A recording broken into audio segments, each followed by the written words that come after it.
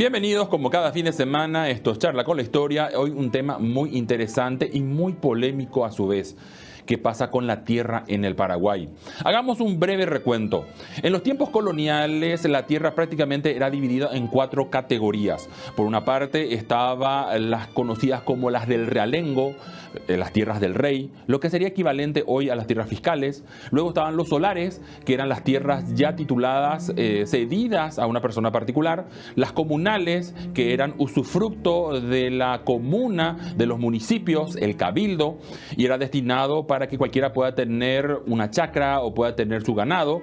Y por último, las tierras que se cedían a la iglesia. Pero fuera de eso, solamente las personas bien acomodadas podían llegar a esa categoría de solar, o sea, ser dueña de su tierra.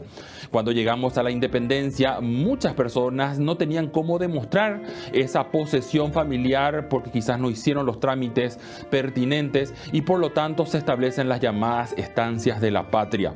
Esto fue en tiempos de Francia y López, donde se incautaron muchas tierras cercanas a las principales comarcas del Paraguay que florecieron a favor del Estado.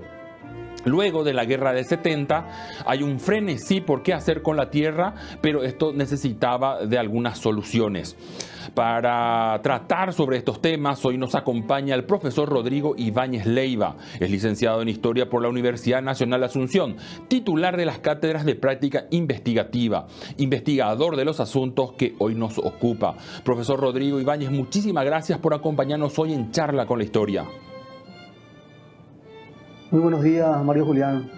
Gracias por la invitación y como bien acabaste de mencionar, es un tema bastante polémico, bastante actual y es un tema que siempre está presente dentro del debate, tanto a nivel académico como también en los espacios sociales y políticos. Y bueno, desde este espacio, agradecido por la invitación y dispuesto a conversar sobre el tema. Gracias, profesor.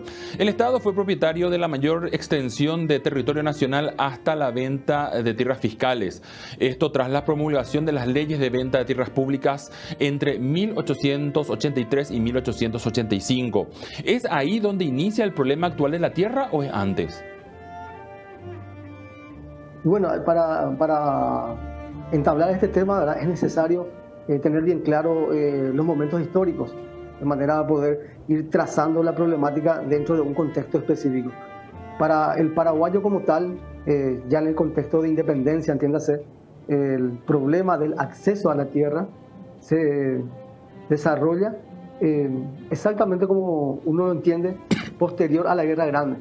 Pues en el contexto ya de independencia, la población ya en un proceso de transición donde los gobiernos iniciales, entiéndase el doctor Francia, don Carlos, habían ido desarrollando una política de Estado de incorporación de tierras a través de las leyes que se iban emitiendo, donde aquellos titulares, familias españolas, extranjeras u otros particulares, quienes no demostraban la titularidad de estos terrenos, de estas tierras, iban pasando a manos del Estado y este se encargaba de ir distribuyéndolo entre la población local, más específicamente entre los paraguayos, en carácter de una concesión vitalicia, bajo encargo de ir ellos explotando el terreno, permanecer allí, ¿verdad?, y la producción de esto venderse al Estado.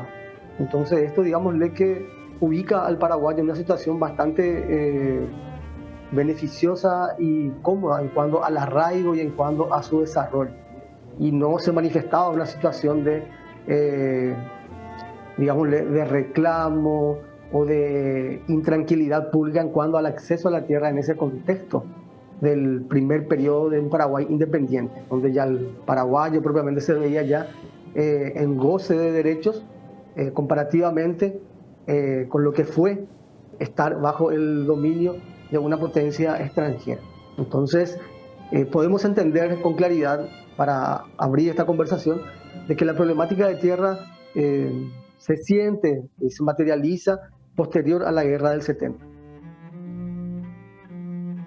Hagamos un poquito recuento de cuáles fueron esas leyes justamente de la cual señalamos en un principio, ¿sí? El 2 de octubre de 1883 se aprobaba la ley de ventas de tierras públicas, que por cierto autorizaba primero vender las tierras públicas por un valor de 150 pesos fuertes o su equivalente en dinero circulante a los campesinos o las personas que la poseían. Se les dio un plazo de 6 meses para eso. Transcurrido ese tiempo, se habilitó a que cualquiera las pueda comprar. Al año siguiente, en el año 1885, se dan dos leyes. Una en mayo que lo que plantea es poder vender las tierras que eran las estancias de la patria y los yerbales principalmente. Y por último, se da otra que habilita a vender todas las tierras fiscales. La pregunta es, ¿qué es lo que va a ocurrir con los campesinos tras este proceso legal que el Estado asumió para poder vender las tierras que realmente no tenían dueño y que por lo tanto le pertenecían al Estado? Bien, ya como hemos establecido, en un primer momento, la situación de acceso a la tierra del paraguayo como tal, nacido en esta tierra, luego de la Guerra Grande, se da una situación, como la menciona los distintos autores de nuestra historiografía, Efraín Cardoso, Carlos Pastore, así también los distintos bandos y decretos que se fueron estableciendo. En un inicio nos encontramos en una situación de total falta de bases documentales, pues recordemos que muchos de los documentos pertenecientes al Estado habían sido desaparecidos, sustraídos.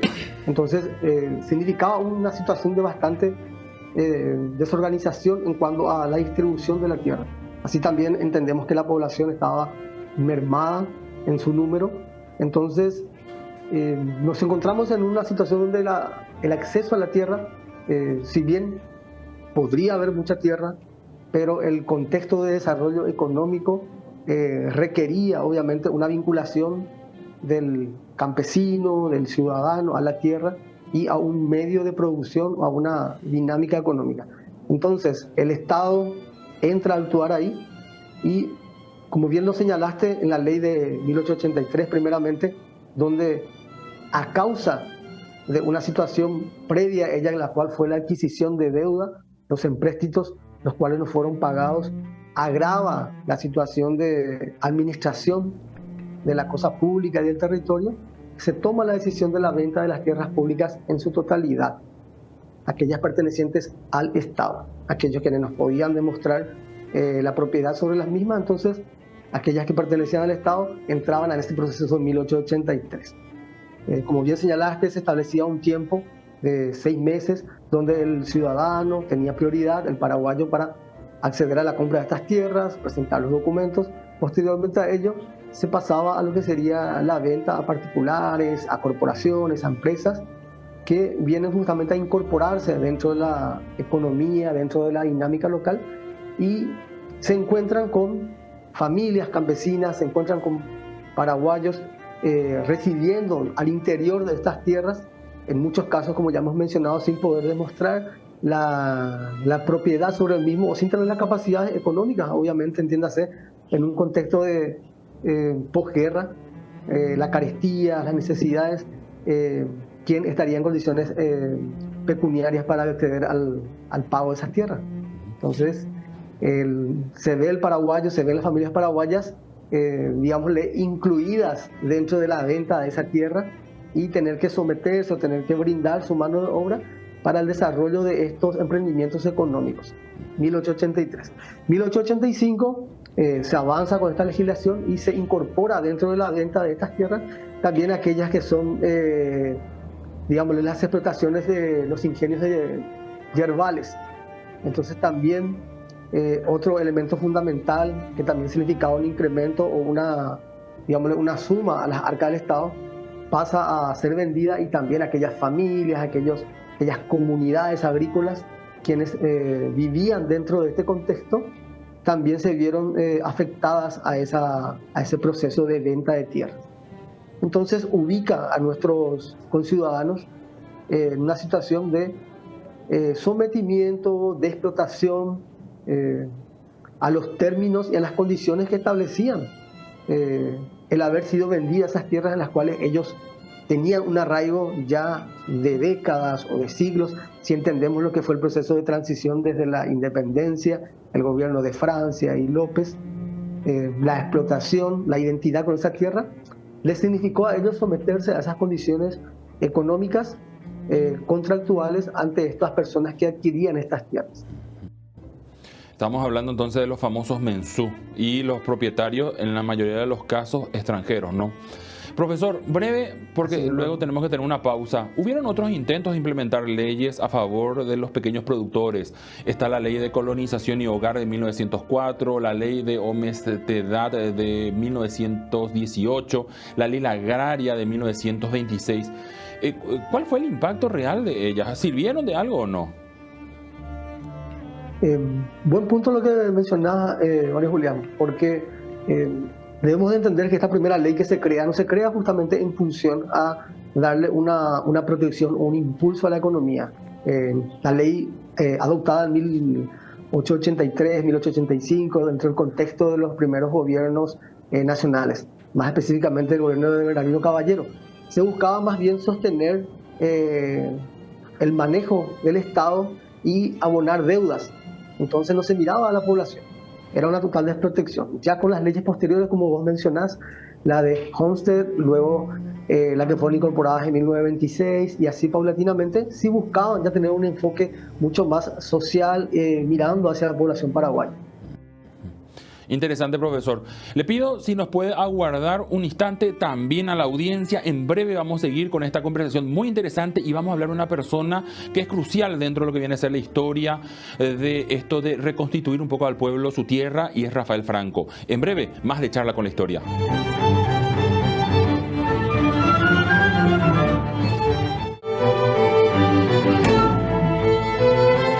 Gracias por continuar con nosotros. Hoy estamos hablando sobre la problemática de la tierra.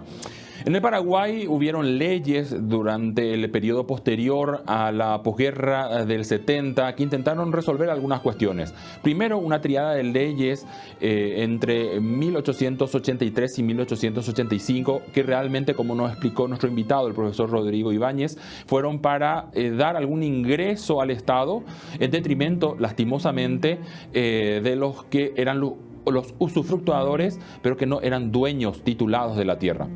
A inicios del siglo XX, en 1904, 1918, 1926, se dan sí unos primeros intentos para resolver esta problemática de la tierra, pero fueron insuficientes. Ahora, hablemos sobre un hito importante en las crónicas de la historia, que fue el gobierno de Rafael Franco. ¿Cómo fue la reforma que planteó su gabinete, esa famosa Ley 1050, profesor Ibáñez? Sí, Mario Julián. Aprovechando esa mención que haces previa al gobierno del coronel Rafael Franco, la ley que él implementa tiene un condimento especial, pues se da dentro de un contexto de post-revolución, un cambio de gobierno, cambio de timón. Imagínese uno salir de una guerra, la guerra del Chaco, tener como líderes a referentes de gobiernos liberales que habían tenido una administración impecable, y luego darse un corte a ese sistema político y entrar en una revolución que tiene características que iban de la mano con el contexto, no solamente regional, sino también a nivel europeo, regímenes totalitaristas que buscaban de alguna manera esa simpatía con el pueblo y con aquellas reivindicaciones bastante buscadas por el común. En ese sentido, la figura de Rafael Franco aglutina esos sentimientos a través de las fuerzas políticas locales y lleva adelante un proyecto de ley que va a buscar de manera integral llevar adelante reivindicaciones largamente buscadas por la población. Hemos mencionado, como ustedes recuerdan, la incorporación de las leyes del gobierno de Bernardino Caballero para poder financiar el Estado y aplacar deudas. Posteriormente a ellas, teníamos la ley de 1904 de colonización, donde venían a sumar a la producción de la nación y al hábitat de la geografía, ya sea al interior de la región occidental, oriental, de grupos de colonos, entiéndanse alemanes, menonitas, así también, particularmente con Rafael Franco, se da la llegada de los colonos japoneses. Entonces, viene esto a alimentar la dinámica económica local, no así todavía a responder a la necesidad de los paraguayos. Las posibilidades de poder ir abonando anualmente, digamos, los créditos para acceder a estas tierras, pues no eran un carácter gratuito. Sin embargo, el trabajo que realiza Rafael Franco busca justamente facilitar y enmendar la debilidad de esas leyes anteriores que mencionábamos, la del 83, la de 904, que no respondían a la necesidad de la gente. Entonces, a diferencia de los otros, marca un hito, pues no solamente habla de la concesión de la tierra dentro de un plan de financiamiento bastante cómodo a la población, sino también le acompañan medidas tales como la asistencia técnica, la incorporación de créditos, elementos para la labranza, un sinfín de elementos que le dan cobertura jurídica, le dan cobertura técnica, financiera a la población y marca, como hemos mencionado, un antes y un después para la economía local y para el sentir del paraguayo en cuanto a la identidad con su tierra. Profesor, Rafael Franco estuvo en funciones de gobierno un poco más de un año. Esos planes que tuvo en materia de tierra, ¿qué tanto pudieron realmente ejecutarse y qué tanto impactaron después de que él fue apartado del poder? Buen punto, Julián. Importante entender eso. El gobierno de Rafael Franco fue de corta duración, gobierno revolucionario, incorporado en el 36 y no dura muy poco tiempo, no llega ni a 2 años. Sale en el 37, pero sin embargo, esto que él hace establece un marco jurídico importante porque tiene un enfoque social, un enfoque tanto con vista a la población agraria, a la población urbana, entendiendo, como he mencionado, el acceso a la tierra, un plan de pago bastante, digámosle, cómodo, la asistencia en cuanto a crédito, en cuanto a cobertura para la venta de productos. Entonces,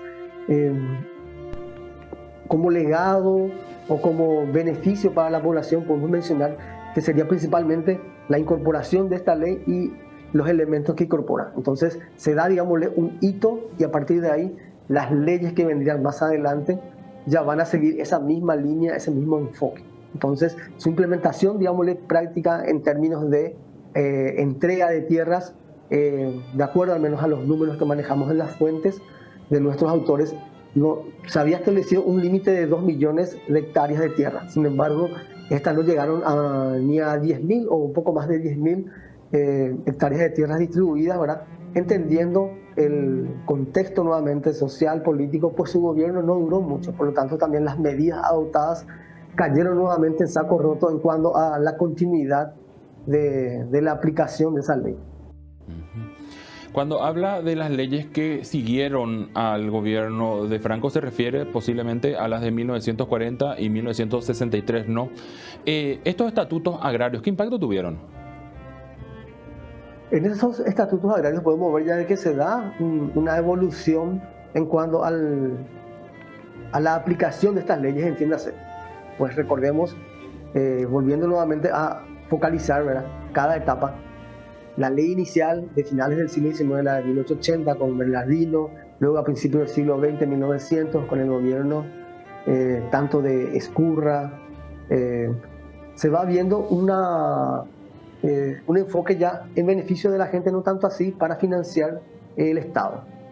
Marca un hito el coronel Rafael Franco al elaborar una ley integral que no solamente le concede la tierra al paraguayo, sino que también le da esa cobertura. Entonces, este hito, como he mencionado en el punto anterior, con los gobiernos posteriores en el 40, con Estigarribia, y su continuación con Morínigo, y así también en el 63, luego con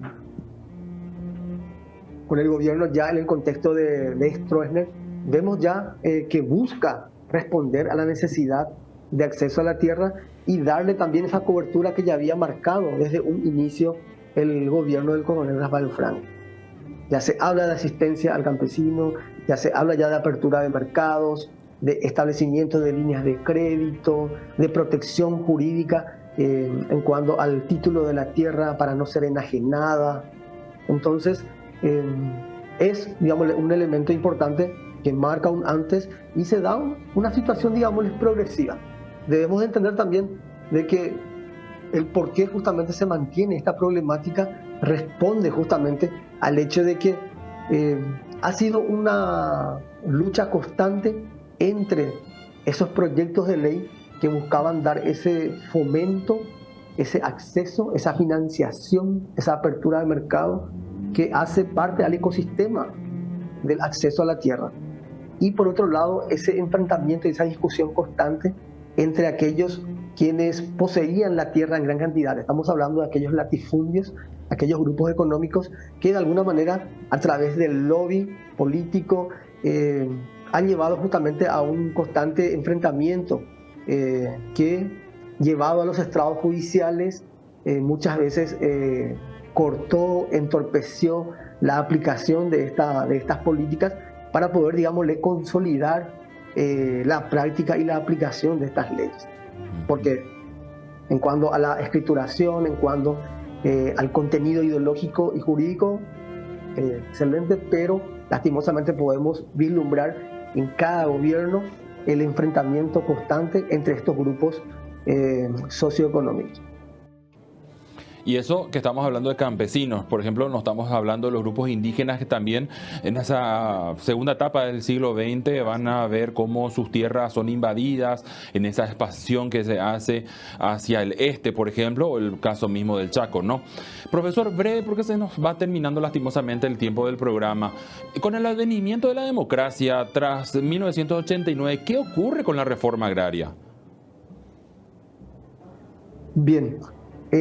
Con la Constitución del 92, ya en el contexto de democracia, la ley del Estatuto Agrario establece claramente en el artículo 109 la vocación de la tierra como función social para el desarrollo de la población, la dignificación del paraguayo a través de la producción de la tierra y también la posesión del mismo.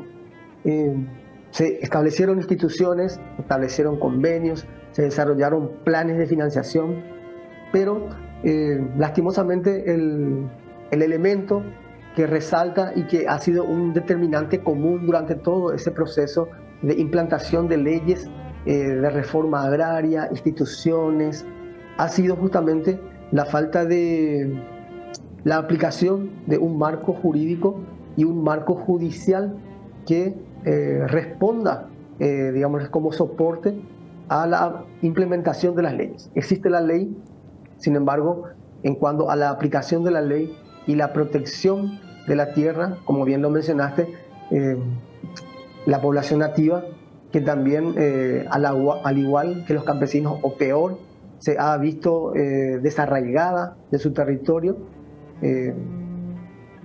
digamos, el establecimiento de medidas jurídicas, dictámenes que los ha desplazado de sus tierras, planes de financiación, líneas de crédito que muchas veces han caído dentro de aplicación de proyectos con un fuerte tufo de corrupción.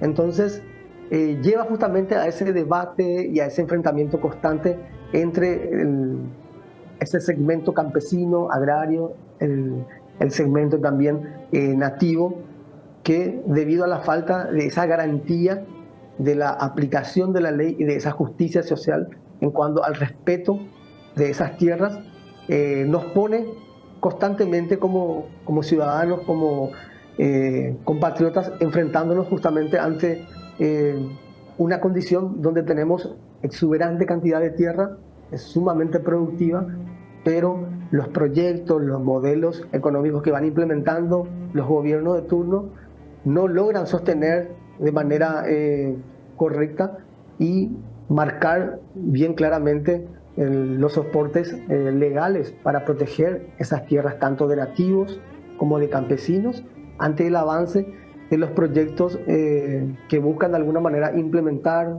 un sistema de producción o bien la adquisición de tierras que afectan a espacios que ya por leyes internacionales, leyes locales, salvaguardan justamente estos espacios. Entonces, reitero, el marco jurídico está establecido, sin embargo, los resortes legales son los que de alguna manera uno puede ver, faltan ir ajustando. Interesante, profesor, interesante.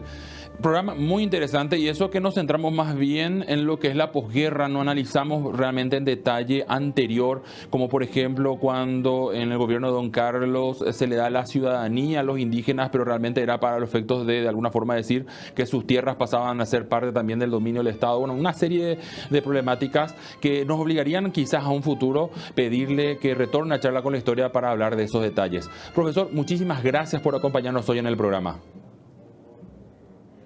A vos, María Julián, gracias por el espacio. Es importante, como bien mencionás, observar todos estos asuntos desde un aspecto mucho más amplio, entender de que esto deviene de una situación histórica muy peculiar, la nuestra, por los acontecimientos trágicos que hemos tenido, y sin embargo requiere que sigamos manteniendo la discusión sobre la mesa, porque hace a un problema que a todos nos afecta. Así es, así es. Gracias de vuelta, y gracias también a usted que como cada fin de semana sintoniza Mega TV para hablar un poquito del pasado, analizar ciertos tópicos y, por qué no, juntos aprender sobre ciertas cosas que fueron, pero que siguen teniendo su impacto en el presente. Muchísimas gracias por acompañarnos y hasta dentro de 7 días.